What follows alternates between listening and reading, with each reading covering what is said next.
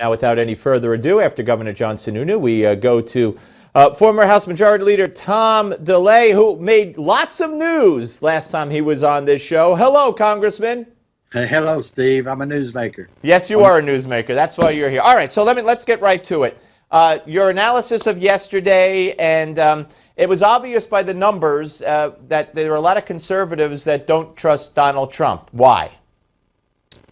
Well, because he's not a conservative. It's finally getting out. I think Cruz did a great service to everybody when he talked about New York values. I think it was 78% of the people that voted last night didn't vote for Donald Trump. That's onerous for Donald Trump. I'm sure he is regrouping and firing people and throwing chairs out his Trump Tower window right now because he didn't get what he expected, or at least what he told the American people. So you think you think that when he came on there yesterday and said, "I'm honored to finish second," people said, "Don't even go to Iowa." He was very calm in his demeanor. You think that was a facade? I thought it was all a facade. It was a very short, straightforward speech that it looked like he had to do and he didn't want to do. And ending it up with, "I'm going to come back and buy a farm in Iowa," was just pandering to the Iowans. I think he was boiling inside, is what I saw in that speech. Okay, can he still win the nomination? I mean, do you think he's threatened now in New Hampshire, threatened now in South Carolina? Is it problematic for him now? Could he still win? Oh, I think it's very problematic. What people don't realize, and the media won't tell you, is the delegate count last night. Cruz got maybe 9 delegates. Trump got 8 delegates.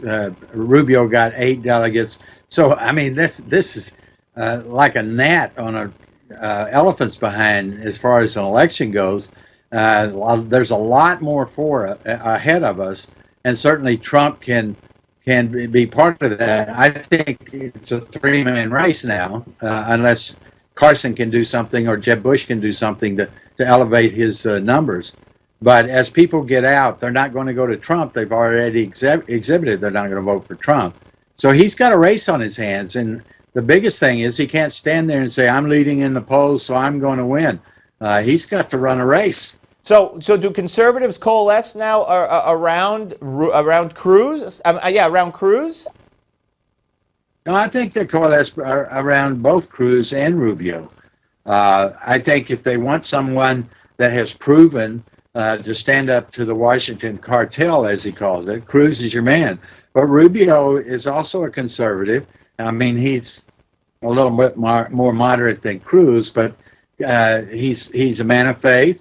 A man that believes in the Constitution, as Cruz does, and I think they'll be splitting a lot of those votes in the future. What about the southern primary states?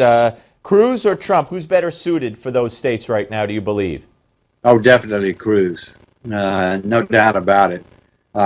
People aren't thinking about that March 1st primary.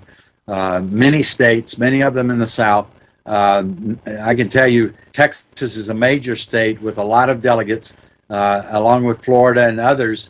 And I just don't think they're going to vote for somebody with New York values. All right, two more questions. Rubio, he's also getting a lot of establishment support. Is he acceptable to conservatives, do you believe? Well, I think so, as a second choice to Cruz. So I think he did well for himself last night. I think it keeps him in the race and makes him a viable candidate. The establishment may start gathering around him. I don't know. But he came from Tea Party in Florida. So Yep.